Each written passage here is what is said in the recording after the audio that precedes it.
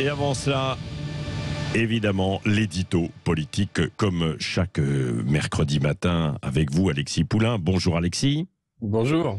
Nous revenons sur les discours hier de Vladimir Poutine et de Joe Biden, les présidents américains et russes.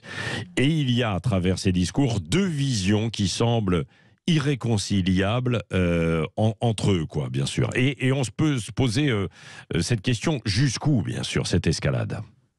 Absolument. Hier, c'était l'escalade des mots et on voit poindre clairement une nouvelle guerre froide avec d'un côté Vladimir Poutine en héros des pays non alignés et de l'autre Joe Biden, défenseur de la coalition de l'OTAN et du monde libre.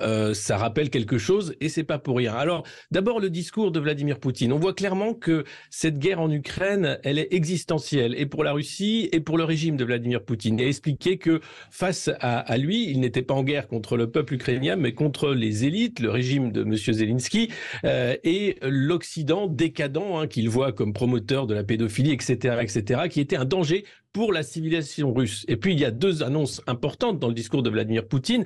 La première, c'est que la Russie entend accélérer la dédollarisation du monde, c'est-à-dire faire en sorte que le dollar ne soit plus une monnaie de référence. Et on voit bien qu'il est en cela aidé par la Chine, mais aussi l'Inde et d'autres grands pays non alignés. Et la deuxième annonce, c'est le retrait de la Russie des accords START, accords de non-prolifération nucléaire, pour ne pas avoir à ouvrir les bases militaires, les portes de ces bases militaires, à l'inspection internationale dans des temps troublés de guerre en Ukraine.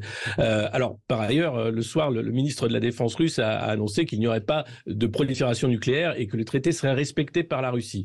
Et puis, en face, Joe Biden, qui était d'abord en Ukraine, qui rendait visite à M. Zelensky et qui soutenait l'Ukraine, fait son discours ensuite en Pologne. La Pologne qui est devenue un engrenage important dans le dispositif américain et otanesque, puisque tous les chefs d'État qui se rendent en Ukraine s'arrêtent d'abord en Pologne et qu'il y a plus de 10 000 maintenant militaires américains basés en Pologne. Et là, que dit Joe Biden ?